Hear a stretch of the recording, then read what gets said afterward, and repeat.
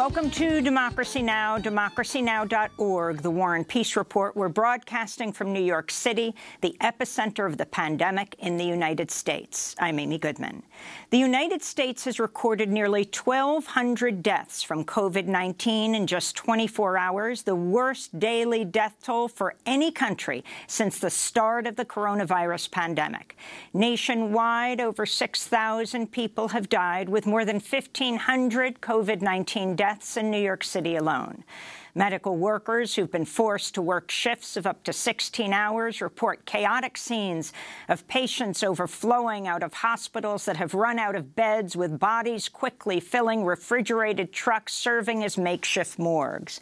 At the Montefiore Medical Center in the Bronx, doctors and nurses wearing surgical masks and scarves held a protest Thursday to protest the critical lack of PPE, that's personal protective equipment. We have a lot of angry nurses. Everybody is frustrated. Of course, people come off at the end of the shift. They're crying because they don't know what they're taking home potentially to their families. They don't know what they're coming into the next day. We're seeing a massive amount of sick patients, a massive amount of patients that are just dying because of this illness. And like I said, at the end of the day, we're not protected. One 28-year-old doctor at Thursday's protest said she heads to work each day feeling like a sheep going to slaughter. New York Governor Andrew Cuomo says the city has just 6 days until its hospitals will run out of ventilators, crucial to keeping critically ill COVID-19 patients breathing. Cuomo's warning came as the House Oversight Committee reported just 9,500 ventilators remain in the national stockpile, with another 3,200 set to arrive by April 13th, far short of what will be needed to treat COVID-19 patients in emerging hotspots like New Jersey, Michigan, Illinois, and Louisiana. President Trump has promised to deliver 100,000 new ventilators, but most will not be available until late June at the earliest. On Thursday, President Trump tweeted, quote, "Massive amounts of medical supplies, even hospitals and medical centers, are being delivered directly to states and hospitals by the federal government. Some have insatiable appetites and are never satisfied," he tweeted. Trump's son-in-law and White House advisor Jared Kushner, who's been tapped to lead much of the administration's coronavirus response, made a rare television appearance at a White House press briefing Thursday. The notion of the federal stockpile was it's supposed to be our stockpile. It's not supposed to be state stockpiles that they then use. With the national stockpile of medical equipment nearly exhausted, Tennessee's Department of Health has advised medical workers to prepare to use swim goggles as eye protection, plastic bags as gloves, and tissues, gauze, and diapers as masks. In Florida, a statewide remain-at-home order went into effect early Friday after Republican Governor Ron DeSantis ended his weeks-long opposition to strict social distancing measures. Houses of worship are exempted under the order as essential businesses, raising fears of community spread at churches, mosques, and synagogues. At least 144 people have died of COVID-19 in Florida, which has one of the nation's largest populations of residents 65 and older. Meanwhile, Florida officials allowed a pair of coronavirus-stricken cruise ships to dock in Fort Lauderdale Thursday, with the sickest and most vulnerable passengers allowed to disembark.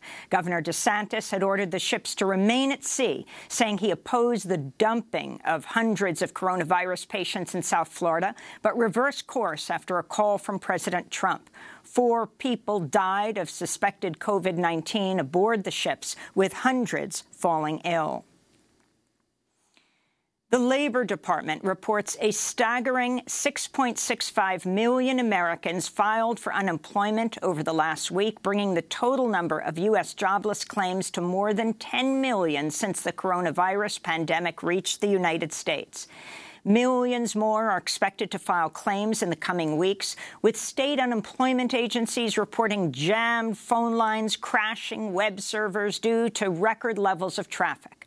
Economist Ben Zipperer of the Economic Policy Institute estimates in just 2 weeks, mass layoffs left 3.5 million people with no health benefits. He tweeted, "The COVID-19 pandemic lays bare the cruelty of tying health insurance coverage to employment."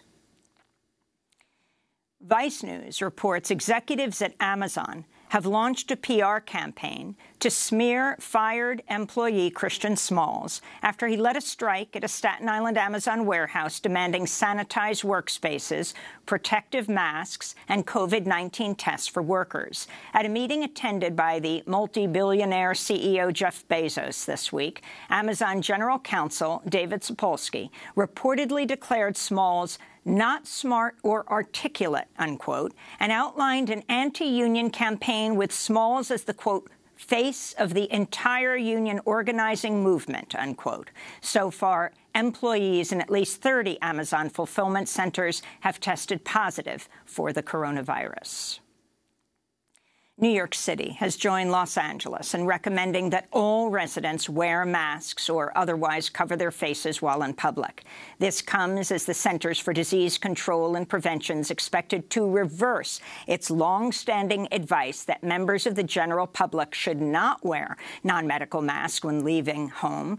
Meanwhile, the Food and Drug Administration has lifted a ban on imports of Chinese-made KN95 respirator masks amidst a severe shortage of medical-grade N95 masks.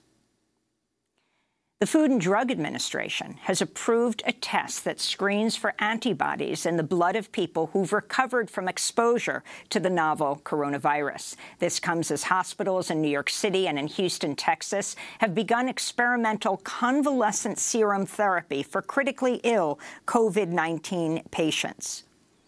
The procedure involves harvesting antibodies from the blood of people whose immune systems have beaten the disease.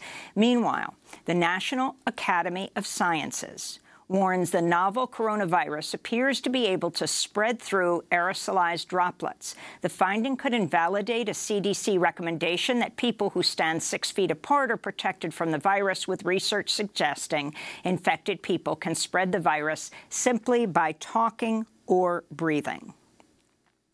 The Democratic National Committee said Thursday it will delay its presidential nominating convention in Milwaukee by a month to August 17th. The DNC's announcement came as Democratic frontrunner Joe Biden urged Wisconsin to proceed with in-person voting at polling sites across the state during a scheduled primary election next Tuesday.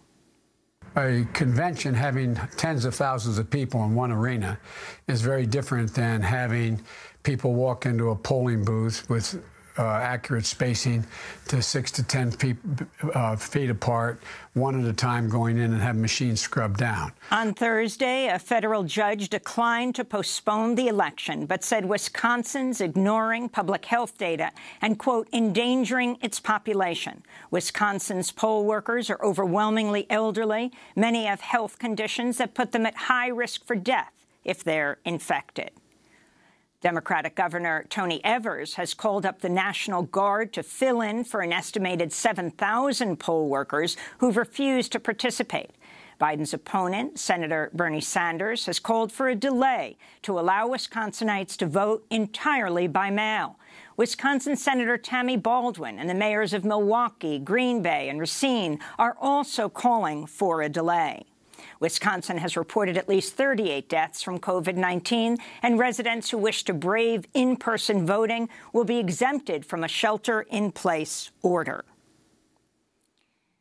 Europe continues to bear the brunt of global COVID-19 deaths, with Spain's death toll passing the 10,000 mark, France passing 5,300 deaths, and the United Kingdom approaching 3,000 dead. Italy reported another 760 COVID-19 deaths Thursday, bringing the total number to almost 14,000. But Italian officials cited a glimmer of hope that, after weeks of increasingly strict social distancing measures, the rate of new infections appears to be leveling off.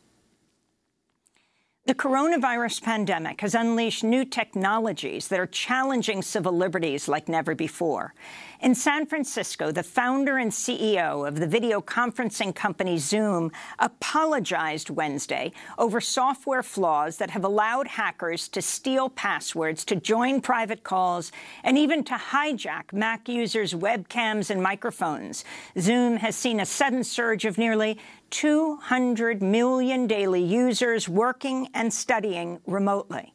In Tunisia, police are remotely operating robots equipped with cameras, microphones, and loudspeakers to check residents' IDs while enforcing a lockdown in the capital, Tunis.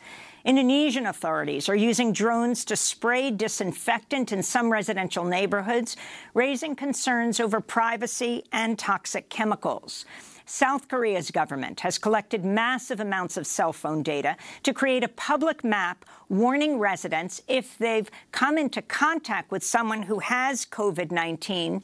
In Israel, the high-tech firm NSO Group is promoting software that would assign every person a score of 1 to 10 ranking how likely they are to carry the virus. NSO Group previously developed spyware known as Pegasus, which allows hackers to turn on a cell phone's camera and microphone and trawl through personal data and messages.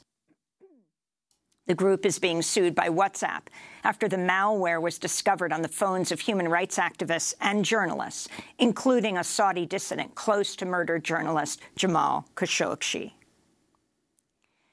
Presidential candidate Joe Biden called Thursday for sanctions against Iran to be eased to slow the spread of COVID-19, which has ravaged a healthcare system already devastated by U.S. sanctions before the pandemic arrived. Biden's opponent, Senator Bernie Sanders, has long called for an end to sanctions on Iran, and earlier this week, Sanders joined 33 other lawmakers in a letter to Secretary of State Mike Pompeo demanding he allow for shipments of humanitarian assistance to Iran. At the White House, President Trump was questioned Thursday by Al Jazeera correspondent Kimberly Halkett about the Iran sanctions. Would you consider easing sanctions to allow medical supplies to get in? Well, they haven't even asked us to do that. Okay? But we know that sanctions hit the people, not the government. You know what? They haven't even asked us to do that. In fact, Iranian officials have repeatedly demanded the U.S. lift sanctions, with Foreign Minister Javad Zarif condemning them as a campaign of economic terrorism. On Wednesday, President Trump again threatened to attack Iran, claiming in a tweet he'd learned of Iranian plans for a sneak attack on U.S. forces in Iraq. In Brazil, Amazon land defender, indigenous leader Zezico Guajajara has been assassinated. His body was found this week near his village with gunshot wounds, marking the 5th assassination of Amazon forest protectors in the past 6 months. Meanwhile, a 20-year-old indigenous woman living in a village deep in the Brazilian Amazon has tested positive for COVID-19, the first case in the region, raising fears the pandemic could spread to remote indigenous villages with lethal effects. Colombia has also reported the first 2 coronavirus cases among the Yaqpa indigenous community in the city of Cucuta. In Arizona, members of the border community of Ajo are warning of a potential coronavirus outbreak as the Trump administration intensifies the construction of the border wall, triggering an influx of tightly clustered work crews into the small town, which is some 40 miles north of the U.S.-Mexico border. In Nicaragua, a health ministry spokesperson says President Daniel Ortega is unlikely to order residents to remain at home or to practice strict social distancing measures to combat the coronavirus. Tens of thousands of Nicaraguans are remaining at home voluntarily after reports of the first COVID-19-related death and at least 5 confirmed cases. In neighboring El Salvador, 2 deaths have been reported among nearly 50 confirmed cases, though testing remains extremely limited. Residents of rural communities in El Salvador are struggling to get information about the pandemic, and health advocates warn many people have no access to hospitals or health resources. President Trump's set to welcome top oil company executives to the White House today to discuss relief measures for the fossil fuel industry. Demand for oil has plummeted amidst the coronavirus pandemic and a price war between Russia and Saudi Arabia. Oil prices surged 25% Thursday after Trump tweeted that his friend, Saudi Crown Prince Mohammed bin Salman, had agreed with Russian President Vladimir Putin to cut oil production. President Trump Wednesday announced U.S. Navy ships are being deployed to waters near Venezuela as in one of the largest U.S. military operations in the region since the 1989 attack and invasion of Panama. This comes as Venezuela's state prosecutors have summoned Venezuelan opposition leader Juan Guaido for an alleged attempted coup d'etat against Maduro and attempted assassination. And in New York City, a beloved Brooklyn elementary school teacher has died from COVID-19. Sandra Santos Vizcaino was described by the community as a generous, talented teacher and an amazing hugger who pushed and supported her students unconditionally. Santos Vizcaino was a third-grade teacher at Prospect Heights PS9 who had been working as an educator for over 2 decades. She was a member of the Association of Dominican American Supervisors and Administrators and is awarded the Outstanding Education Leader Award in the Dominican Republic for her education work on the island. Before her death, she'd been building her dream home with her husband in the Dominican Republic, looking forward to retiring there one day. She's also survived by her 2 children. She was 54 years old. And those are some of the headlines. This is Democracy Now!, democracynow.org, The War and Peace Report. I'm Amy Goodman.